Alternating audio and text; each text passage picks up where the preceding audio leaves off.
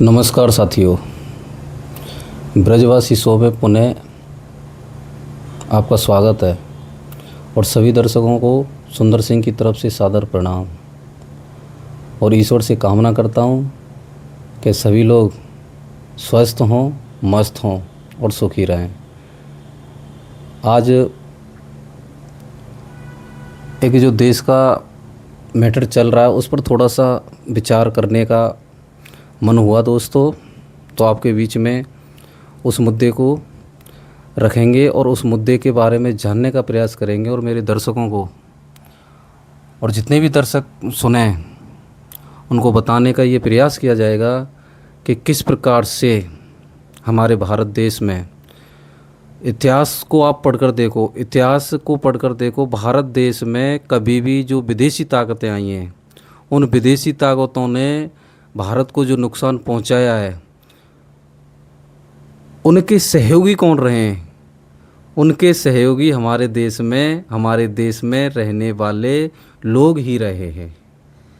मैं किसी को इसमें गद्दार शब्द, जयचंद शब्द, धोखेबाज ऐसे शब्दों का मैं प्रयोग नहीं करूंगा दोस्तों, क्योंकि ये आपसे और मेरा बीच का संवाद है। मैं आज बात करना चाहता हूँ यहाँ पर जकरबर्ग की, मार्क जकरबर्ग, जो मेटा के फाउंडर एंड सीईओ हैं। एक उसके अंडर में फेसबुक हो गई, व्हाट्सएप हो गया, इंस्टाग्राम हो गया, यानी कि ये जितने भी सोशल मीडिया प्लेटफॉर्म है वो सबका बाप है। इन पर क्या जाएगा कंटेंट, कौन सा कंटेंट किस लेवल पर किसको इन्फ्लुएंस करना है, किसको कितना बताना है और किस प्रकार के कंटेंट को एल्गोरिथम के हिसाब से उसको सेट करना है, इन सारी बातों को मार्क साहब जानते हैं। अब हम तो देखो बहुत पहले से ही हम मानते थे कि भाई विदेशी जितने भी यहाँ पर आप सोशल मीडिया प्लेटफॉर्म चला रहे हैं, यानी कि आपके देश के जो नागरिक हैं, आपके देश के जो लोग हैं, आपके देश के जो व्यक्ति हैं, उनके माइंड में क्या जाना है क्या नहीं जाना है, इस चीज़ को तय कौन कर रहा है? Mark Zuckerberg. कहाँ का रहने वाला है? अमेरिका का। अमेरिका के राष्ट्रपति कौन है? श्रीमान ट्रंप जी। और इस समय ट्रंप जी और मोदी जी दोनों में चल रही है खींचतान बड़ी तगड़ी वाली। इतनी तगड़ी वाली चल रही है कि भाई साहब एक दूसरे के लोग बात तक करने को तैयार नहीं है। तो मार्क जकरबर्ग ने क्या साजिश रची दोस्तों? साजिश कह लो या खुरापाती, कोई भी शब्द अगर आप यूज करना चाहें कर सकते हैं। इन्होंने क्या किया था कि जो प्रोटेस्ट हुआ था जंतर मंतर पे, सो कॉल्ड सीजेपी, मैं तो सो कॉल्ड ही कहता हूँ भाई, ये सीजेपी का प्रोटेस्ट नहीं था, ये तो बच्चे मोहरे बने हुए थे। बच्चे तो नहीं कहेंगे, ये लोग मोहरे बने हुए थे, क्योंकि ये सारी प्लानिंग तो किस व्यक्ति ने करी ये आप भी जानते हो। इस देश में एक ऐसा नेता है, क्योंकि वो देश में कम रहता है, विदेश में ज़्यादा रहता है। आप ध्यान कर लेना, मैं 12 साल का बता रहा हूँ, जब जब संसद का सत्र शुरू हुआ है वह महान आत्मा विदेशों में 10 दिन, 15 दिन, 25 दिन, 5 दिन, 8 दिन सैर सपाटे पे निकल जाते हैं। देश को, यानी कि देश की जनता को और हमारे दर्शकों को मूर्ख समझते हैं, मूर्ख।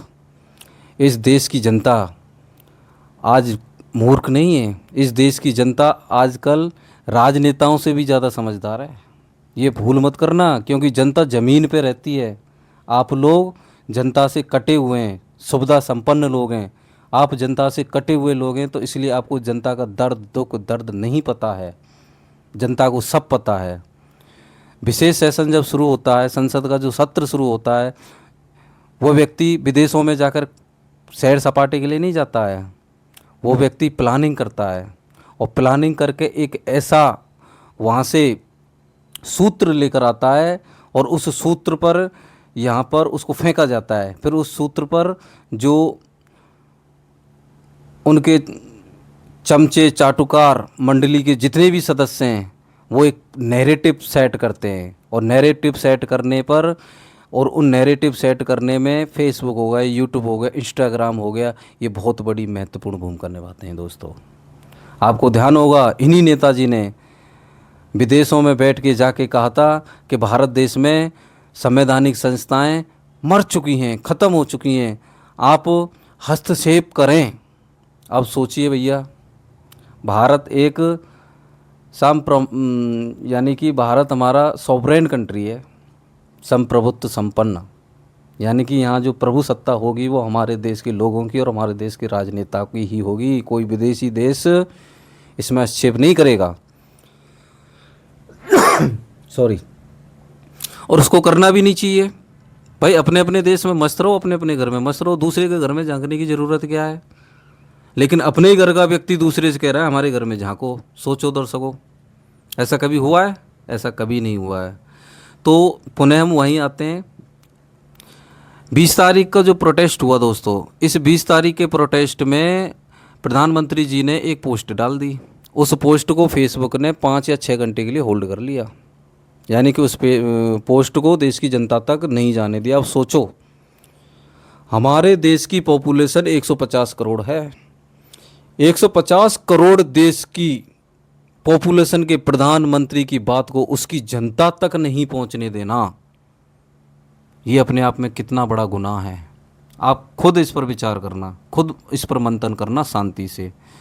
तो बाकी के जितने भी इन्फ्लुएंसर हैं, चाहे यूट्यूब पर हैं, फेसबुक पे हैं, इंस्टा पे हैं, कहीं भी हैं, उन्हें वो अपने हिसाब से नहीं नचा पाएगा व्यक्ति। सोच के देखना इनका एल्गोरिथम, क्या वो इस एल्गोरिथम के ज़रिए से किस वॉइस को पब्लिक तक पहुंचाना है, किस वॉइस को पब्लिक तक नहीं पहुंचाना है। आप सोच के देखना राष्ट्रवादियों, इसमें वो कितनी बड़ी भूमिका निभाएगा। किन लोगों के पास में किस प्रकार की बातें जानी चाहिए, किस प्रकार की बातें नहीं जानी चाहिए, इस सब का फैसला विदेश में बैठा हुआ व्यक्ति कर रहा है। तो ये एक भूमिका थी जो मैंने आपको बताने का प्रयास किया। और मैं तो इसमें अब जो हमारे आईटी मिनिस्टर हैं, सूचना एंड इन्फॉर्मेशन जो मिनिस्टर हैं, अश्विनी वैष्णव साहब, अरे साहब आप मंत्री पद आपको मिला हुआ है, मंत्री पद केवल भोग रहे हो इसको। आप तो कहते हैं कि मंत्री बनना एक सेवा का काम है, तो सेवा कैसी कर रहे हैं? मैं आपको सच्चाई बता रहा हूँ मंत्री जी, फेसबुक ले लो, ट्विटर ले लो, इंस्टा ले लो, यूट्यूब ले लो, इस पर दर्जनों नहीं लाखों करोड़ों ऐसे अकाउंट्स चल रहे हैं कि वो फर्जी हैं। विदेशों से बैठे बैठे अकाउंट इस देश में चल रहे हैं और देश की जनता को भ्रमित कर रहे हैं, देश की जनता के ध्यान को इस देश के खिलाफ उनको तैयार कर रहे हैं। ये आपकी जिम्मेदारी नहीं है कि सारी जिम्मेदारी मोदी जी के कंधों पे ही डाल दोगे। आपकी भी कुछ जिम्मेदारियां हैं।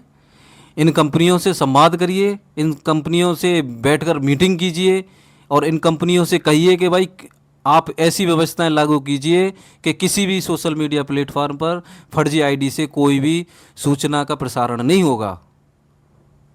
अगर फर्जी आईडी से और उससे पाया जाता है तो उस व्यक्ति पर कुछ ऐसा कानून बनाइए, कोई उस व्यक्ति पर ज़्यादा नहीं तो ज़्यादा नहीं 10 साल की सज़ा निर्धारित करो।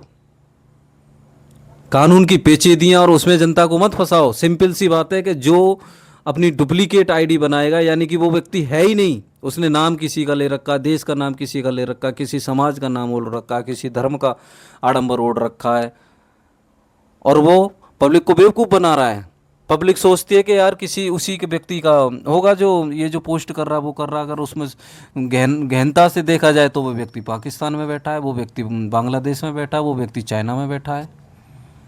इन चीज़ों को तो देख सकते हो मंत्री जी कि सारे काम प्रधानमंत्री जी से कहें, या इसमें भी हम राहुल गांधी जी की बुराई करें, या इसमें भी हम केजरीवाल जी की बुराई करें। मंत्री आप बने बैठे हो, उन लोगों का क्या दोष है? मंत्री काम करने के लिए बने हो, काम करो। सोशल मीडिया पर रेगुलेट करो इसको। सोशल मीडिया पर नियंत्रण होना चाहिए किसी भी देश की सरकार का। क्या सामग्री पब्लिक तक पहुंच रही है और क्या सामग्री पब्लिक तक नहीं पहुंच रही है, इस चीज़ की एक निगरानी तंत्र होना चाहिए। डीप फेक वीडियो बन रहे हैं, किसी मान के चलो कोई ज़्यादा प्रसिद्ध व्यक्ति है, उसका डीप फेक वीडियो बन गया, उसने अपने कितनी मेहनत करके अपनी इमेज बनाई, वहाँ तक पहुँचा व्यक्ति मेहनत करके, और उसकी एक ऐसी वीडियो बना के डाल दी किसी शरारती ने कि बेचारे की पूरे जीवन भर की मेहनत 1 मिनट में साफ। किसी राजनेता की ऐसी पिक्चर और डीप फेक वीडियो बना दी कि उसने वो शब्द कहे ही नहीं, उस राजनेता की पूरी मान मर्यादा सब खंडित। और इसके तो भुक्तभोगी आप लोग भी हैं, भूल गए 2024 में अमित शाह जी की और आपके कुछ नेताओं की ऐसी डीपीक वीडियो चलाई जो उन्होंने को वो बात बोली नहीं और वो बात पब्लिक तक पहुंच गई। और ना वो बात पब्लिक तक पहुंची तो मैं इतना जोर का झटका लगा था कि बिल्कुल डूबने से बचे, डुबाई दिया था उन डीप फेक वीडियोज ने। तो अब तो कुछ कर लो, अब तो आपके पास में सब कुछ है और आपके पास में प्रूफ भी मिल गया है। दिल्ली प्रोटेक्शन जो प्रोटेस्ट हुआ था, आंदोलन हुआ था दिल्ली का, मैं आपको कह रहा हूँ, मेरी बात का दर्शकों आप यकीन करें या ना करें, ये टोटली डीप स्टेट का काम था। किसका? डीप स्टेट, जॉर्ज सोरोस साहब का। वो व्यक्ति नहीं चाहता कि इस देश में इस प्रकार की सरकारें रहें, इस देश में ही नहीं पूरे विश्व में वो ये नहीं चाहता कि कोई भी राष्ट्रवादी सरकार रहे। अमेरिका का एक सूत्रीय कार्यक्रम है कि वह उन देशों में ऐसी सरकारें चाहता है जो उसके हिसाब से काम करें, जैसा वो चाहे वैसा काम करें। लेकिन अब ऐसा नहीं होगा, कोई भी देश नहीं चाहता कि कोई भी विदेशी व्यक्ति उनके आंतरिक मामलों में हस्तक्षेप करे, और ऐसा करना भी नहीं चाहिए, ऐसा होना भी नहीं चाहिए दोस्तों। क्यों हो ऐसा? अरे देश चला रहे हैं या कोई परचुनिया की दुकान चला रहे हैं? इसलिए मंत्री जी अश्विनी वैष्णव जी, आपसे करवद्र निवेदन है, अगर मेरी बात आप तक पहुँचे तो सोशल मीडिया के जितने भी प्लेटफॉर्म्स हैं, इन सारे प्लेटफॉर्म्स पर ऐसा निगरानी तंत्र बिठाइए और सत्य बात पहुँचे पब्लिक के लिए। अगर आप किसी की सत्यता में आलोचना भी कर रहे हैं तो वो आलोचना भी पहुँचे, लेकिन किसी के बारे में झूठी खबरें ना फैलाई जाएं, क्योंकि एक झूठी खबर 100 सत्यों को भी विनाश कर देती है। झूठ बड़ी तेज़ी से प्रसारित होता है, सत्य बड़े आराम आराम से प्रसारित होता है। इस चीज़ पर भी आपको ध्यान देना होगा। और आज प्रधानमंत्री जी की वीडियो रोक ली तो आपको इसमें संज्ञान लेने का मौका मिल गया। देश की पब्लिक जब से आवाज़ उठा रही है आपसे कि कुछ करो सर, कुछ करो सर, कुछ करो सर, देश के खिलाफ़ और देश की योजनाओं के खिलाफ़ और देश के एकता अखंडता के खिलाफ़ जो लोग आवाज़ उठा रहे हैं, दुनिया भर सुबह से शाम तक चीख रहे हैं, उन लोगों की देखो एल्गोरिथम कितना मस्त है, एक एक वीडियो उनकी मिलियनों में चली जाती है। और जो व्यक्ति देश के हित के बारे में, देश के लोगों की भलाई के बारे में, इस देश के फ्यूचर के बारे में बात कर रहा है, उसकी वीडियो को 1 लाख व्यक्ति भी नहीं देख रहा है। कैसा जकरबर्ग का जाल है जो उसने फैला रखा है। नहीं समझ में आ रहा है आपकी में? बिल्कुल समझ में नहीं आ रहा होगा आपकी में वो। तो इसको आप समझने का प्रयास करें मंत्री महोदय, और इस देश को और इस देश के भावी पीढ़ी को इस जाल से बचाएं। ये आपकी जिम्मेदारी है और ये आपको करना ही होगा। अगर इस देश को 2047 तक विकसित राष्ट्र बनाना है तो कई ठोस और कड़े फैसले लेने ही होंगे, और उन ठोस और कड़े फैसलों का विरोध भी होगा, ये हम भी जानते हैं। विरोध होगा और विरोधी लोग विरोध करेंगे, वो आपके विरोध में हैं। विरोधी लोग विरोध करेंगे, लेकिन उनके विरोध को आपको तर्कों से, सत्य से और फैक्ट से काटना है और आगे बढ़ना है और इस देश को आगे बढ़ाना है।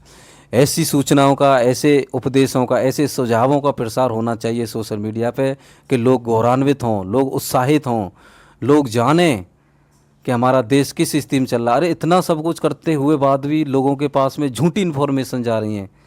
लोग कहते हैं कुछ नहीं कर रहे, जबकि आपने इन 10-12 सालों में इतना कुछ किया है कि लोग 60 साल में नहीं कर पाए। किसकी जिम्मेदारी है इसकी? सोशल मीडिया प्लेटफॉर्म्स पर आपको, मैं ये नहीं कहता कि इनको बैन कर दो, नो, हम चाइना नहीं है, हम भारतवर्ष हैं, हमारे भारतवर्ष में सबका स्वागत है, लेकिन इनको रेगुलेट तो करना होगा सर। रेगुलेट नहीं करेंगे जब तक हमारे देश के लोगों को सही सूचनाएं नहीं मिल पाएंगी और हमारे देश के लोग सही प्रकार से अपने राष्ट्र के प्रति नहीं सोच पाएंगे। ये सबका देश है, हिंदू, मुसलमान, सिख, ईसाई, पारसी, बौद्ध, ये इस देश में जो भी रहते हैं, जैन, सबका देश है। और इस देश में सबका भला होना चाहिए और इस देश में सबका हित भी सधना चाहिए। ऐसी व्यवस्थाएं करने की जिम्मेदारी व्यवस्थापिका की है, और व्यवस्थापिका व्यवस्था बनाए और कार्यप्रणाली को कार्य करने के लिए विवश भी करे। केवल व्यवस्थाएं बनाने से कुछ नहीं होता है। आपने व्यवस्था बनानी अब नकल होने की, लेकिन नकल वाली जो पेपर लीक वाला मैटर है, कानून बन गया, 10 साल की सज़ा हो गई, करोड़ों का जुर्माना लगेगा, लाखों का जुर्माना लगेगा। अगर फिर भी पेपर लीक होता है तो ये व्यवस्था की कमी है। आपने व्यवस्था दी, लेकिन ये कार्यपालिका की कमी है, कार्य प्रणाली की कमी है। अगर जब तक आप इस प्रणाली को चेंज नहीं करेंगे तब तक ये व्यवस्थाएं ऐसे ही चलती जाएंगी। इसलिए मेरा आपसे करवद्र निवेदन है कि इन सोशल मीडिया प्लेटफार्म्स पर रेगुलेट करें इन्हें, ताकि देश का और हमारे देश के नागरिकों का भला हो सके। जय हिंद, जय श्री राम। सभी साथियों को आप स्वस्थ रहें, मस्त रहें, ऐसी मैं कामना करता हूँ। जय श्री राम।